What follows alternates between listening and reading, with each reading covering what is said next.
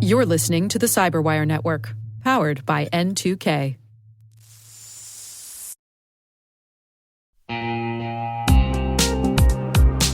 Quick question. Do your end users always, and I mean always without exception, work on company-owned devices and IT-approved apps? I didn't think so. So my next question is, how do you keep your company's data safe when it's sitting on all those unmanaged apps and devices? 1Password has an answer to this question: Extended Access Management. 1Password Extended Access Management helps you secure every sign-in for every app on every device, because it solves the problems traditional IAM and MDM can't touch. And it's now available to companies with Okta and Microsoft Entra, and in beta for Google Workspace customers. Check it out at onepassword.com/cyberwire. That's onepassword.com/cyberwire.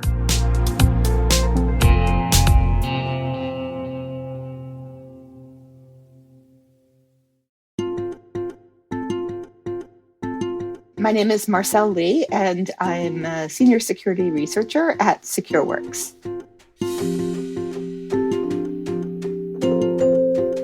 I wanted to do a lot of different things in my life and have done quite a few of them.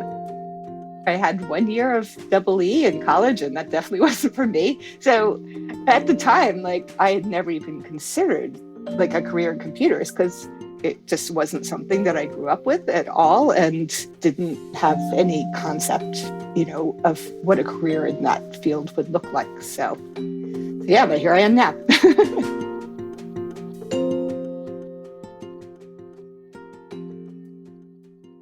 I had a relative pass away, and I was in charge of managing their estate, and it was a bit complicated because there was a household to, empty, and a house to sell, and so on and so forth. But because I was getting some money from that, I was able to basically quit my full-time gig, which was managing capital projects for a municipality, and focus on taking care of the estate, and then getting into the cyber thing because I had a little bit of funds and flexibility. The other thing that helped was I actually was part of a grant program, and I think it was through the county that I live in, but it was federally funded, and this was just one of these things to get workers reskilled in cybersecurity. So with that program, basically it paid for classes at my local community college, which it has an excellent cyber program, and also paid for certifications. So the idea is that you would take a class, sit for a cert, take a class, sit for a cert. So those two things are really what made it possible for me to just kind of throw caution to the wind and leap into this with both feet.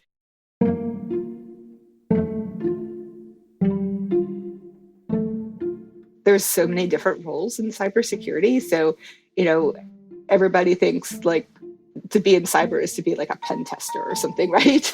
But there's many, many different paths that people can take.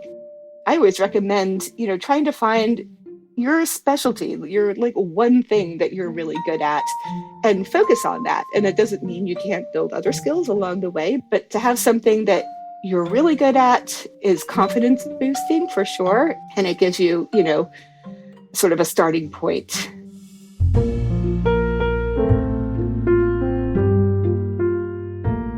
I love the part where I feel like a detective, basically. So trying to get to the bottom of maybe a cyber campaign, or trying to understand motivations of a threat actor, or whatever. It's just a lot of uncovering of stones. And in my role as a security researcher, it's the perfect job for me, because I get to work on, as I always say, whatever shiny cyber thing catches my eye, as long as it's impactful potentially to our clients. And then my other role at Secureworks is the emerging threats lead. So that also suits me very nicely, because I do like to try to keep my finger on the pulse of anything sort of new and interesting that's coming down the pike. So I look at cybercrime, I look at different countries and their cyber activity, outside of like the primary ones that we already have, people, like we have a Russian person and a North Korean person and, so on and so forth. But I get like what we call the rest of the world.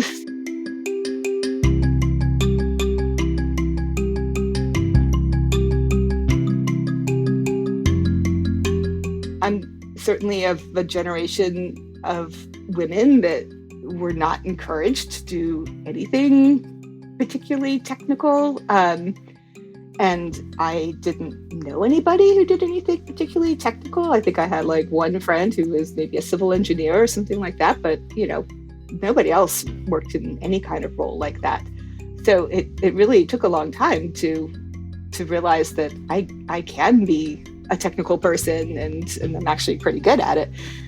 And to me, there's nothing like more exciting than getting somebody to be passionate about cybersecurity as an industry or just to get excited about, a topic. You see like light bulbs going off when people like suddenly, get how something works. And to me, that's super rewarding.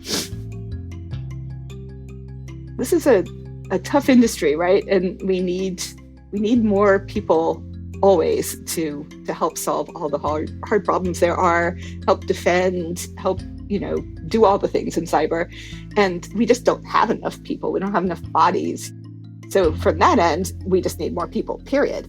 But I also particularly like to encourage, diversity in hiring and encourage like women and really anybody who is interested in the field and has, comes from a diverse background to get into it, because also it's a great way to like stimulate your mind and just keep growing as a person, because it's so, not static. You have to continue to grow and learn. And I think that's awesome for people to be able to do.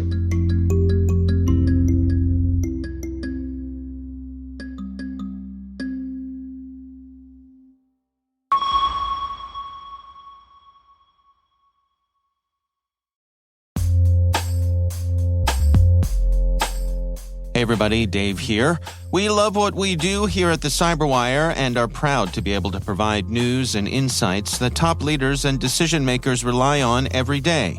We'd like to give a huge thanks to our many sponsors that make all of this possible and invite your company to join them in reaching over 250,000 unique listeners and 50,000 readers each week. Find out about opportunities to bring your brand and messages to the most influential audience in cybersecurity. Visit thecyberwire.com/sponsorship and join in on the action.